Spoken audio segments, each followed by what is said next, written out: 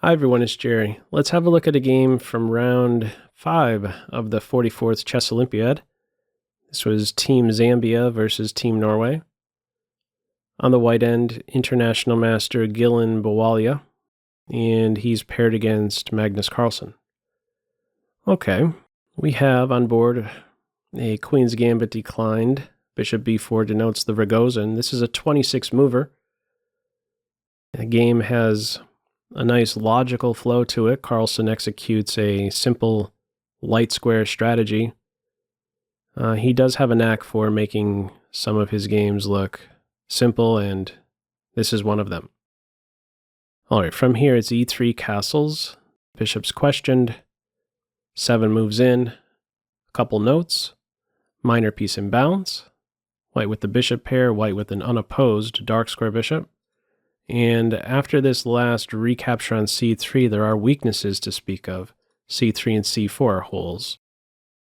However, of the two, it's really c4 that should stick out more than... of the two, it's c4 that should stick out, because black has a pawn there controlling that square already. The 4th rank squares are, in general, going to be the more accessible squares to the black pieces. And it is not already too early a stage to be thinking as black, hey, how can I maneuver one of my pieces to get into that weak square? All right. First things first, flank pawns like to attack center pawns. Queen has an open lane. Note the timing of this capture on c4. When exactly does that happen? Okay, bishop d3 is now the time. It is. Black is only capturing on c4 after the light square bishop has taken a step. This guy had to work extra hard, had to take a second step to recapture on c4.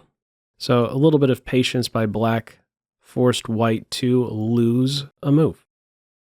Okay, we have black now x-raying the unprotected bishop. This is a threat. White does need to react to this last move. In the game, knight d2 is played, defending the bishop. If white carried on with development, castling here, and said, I'm prepared to meet pawn takes pawn with queen takes pawn, that's not good. And the reason for that is because this c3 pawn is going to be screaming, how could you do this to me? Why'd you leave me hanging? It doesn't want to be isolated. In short, this c takes d, white always wants to be in a spot to meet c takes d with c takes d, and as a result, the pawns stay together, a nice pawn island of 5. Okay, white's idea with knight d2, the primary function behind this is to defend the bishop. A few moves down the road, we'll see what that secondary idea is. It's not a losing idea, but it's also not optimal. What is considered best instead of knight to d2 is bishop to e2. And I'd like to put on a few moves here just so we could get a feel for how play can develop. What is maybe a primary idea behind bishop to e2?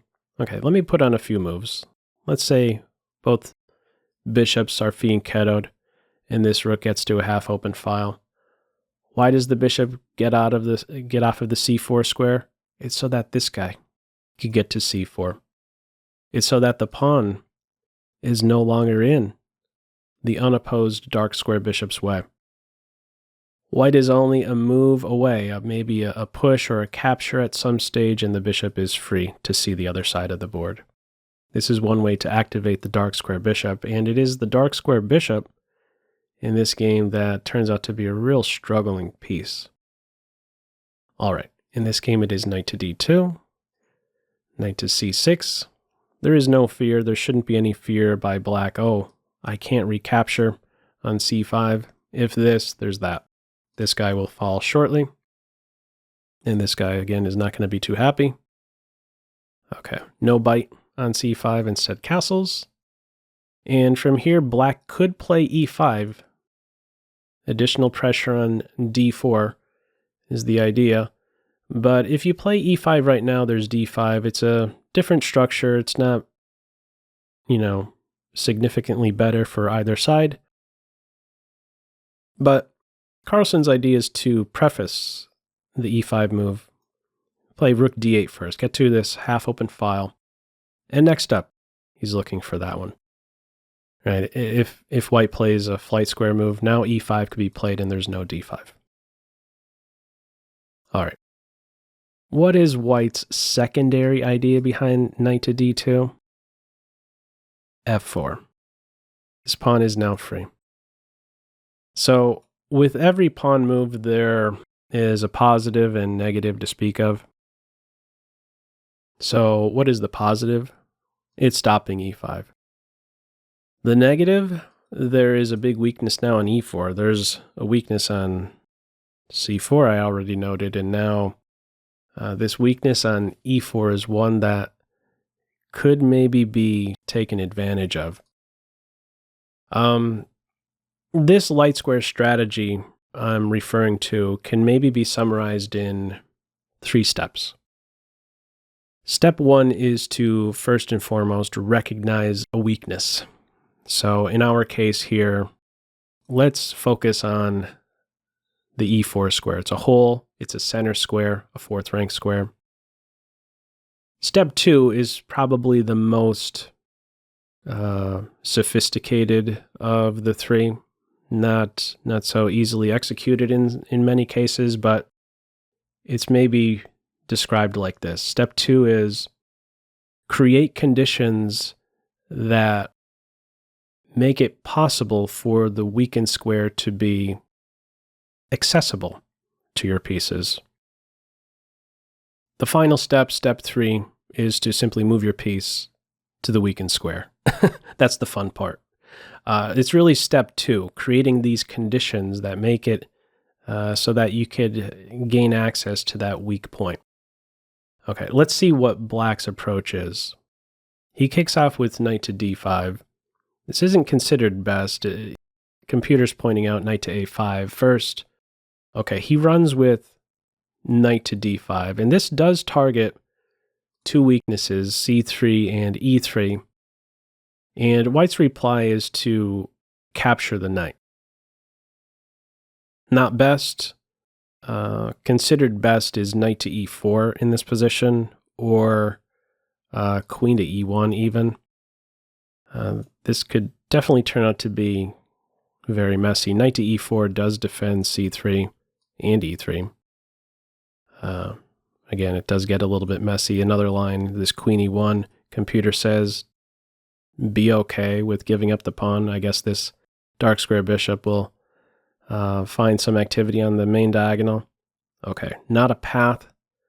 The white didn't go for this. He ended up capturing the knight on d5.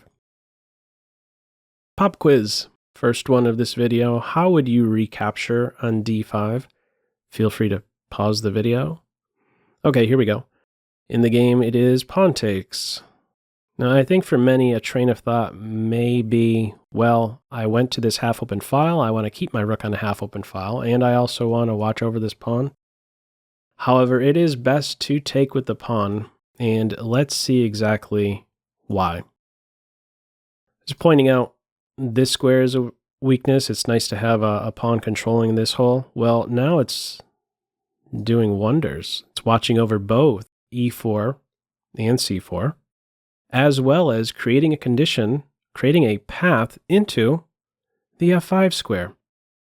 This guy right here, right, in this position, we would really like to get to e4. We'd like to put all our pieces there, but this guy cannot simply teleport to e4. We need to create paths, right? So after this capture, recapture, we can now see a path into e4.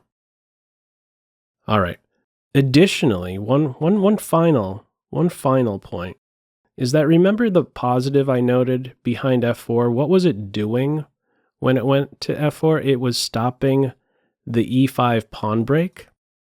Well, in a way, isn't black now saying, you know what? When I convert my e-pawn into a d-pawn, now what are you even defending against? I don't have an e-pawn anymore. And this pawn is now backward and accessible to major pieces. So my point here is that what was once at least a small positive for white in playing f4, restricting an e5 pawn break, it serves now no purpose whatsoever. And it's really only seen at this stage as a glaring weakness. Okay. From here, play continues with queen h5. Carlsen captures on d4.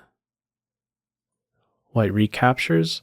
I had questioned why exactly capture right now. I believe a train of thought may be, as black, you know what, I want to ensure that a white pawn is fixed on this dark square. And once I'm assured that a pawn is fixed on this dark square, I won't have to worry about the bishop, for example, ever, functioning well on the main diagonal. Well, where is that dark square bishop going to function? In the game, it ends up on the a3 to f8 diagonal.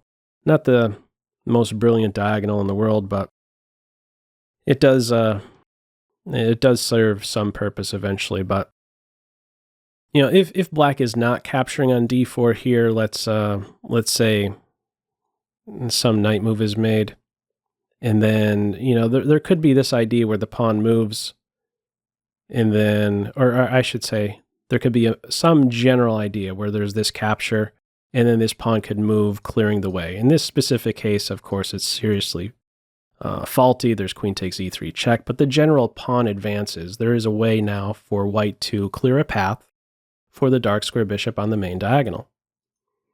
Okay, with this specific capture right now, black ensures that there will be no activity for the dark square bishop on the main diagonal. Only at this point, only after that capture on d4 does black now maneuver. This is step 2 in action right here. The capture on d5 is one of the conditions. Black is creating a condition to weave his way into e4. Knight to e7 is paving the way for bishop to f5.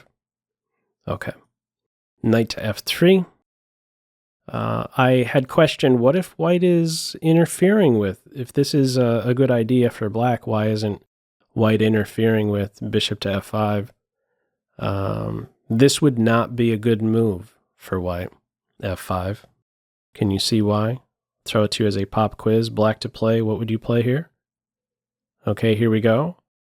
You could capture on f5 with the bishop or knight. I'll show just one of them. Bishop takes pawn. Rook takes, and now we have this follow-up g6. Now at first glance I thought, oh, okay, this is the end of it. You're going to get the material back, but not so fast. It does run a little bit deeper. There is a way to save these two pieces with rook g5. The pawn is pinned. There's no pawn takes queen out of the knight's reach. But while these guys are now hanging out over here, biting on a rock, g6, this queen could now be in a super pest, poke around at these weak points. The rook, take a pawn with check. You can't go to the corner. You're going to get mated in two. And if you go here, there's going to be the old rover, rook up and over. And this is going to be very painful for white. There's no good defense. If the queen comes back, well, the rook would fall. If the knight moves, there's this check and the rook is going to fall. And if white wants to be in a position to meet this check with the knight block and wants to put the rook on a safer looking square, that's still not going to work, because after this check, this queen is going to find a way to track down the rook one way or the other. King here, that's one way to pick off the rook. King here, you could take the pawn, the knight is pinned, getting the rook next. And finally, if the king goes here, you flick in this check first, force the king into a spot where the knight is pinned, and then take on d4. Once more, you'll track down the rook. Okay, in short, f5 is tactically flawed. Knight f3 played, bishop f5, bishop d2, a restricting move. No great forward knight moves. From here, knight h4, bishop e4, mission accomplished. Just like that. How are you going to challenge this guy? A real beast. Now, I only referenced 3 steps. You know, this simple strategy, 3 steps to achieve. These 3 steps have achieved a superior post for one of your pieces. Now, if you want to take it a step further, we transition towards no longer strategy, but it's more so dynamics, tactics. Step 4 would be, well, with that now superior bishop on e4, how can I connect with it? Look at the squares it's observing.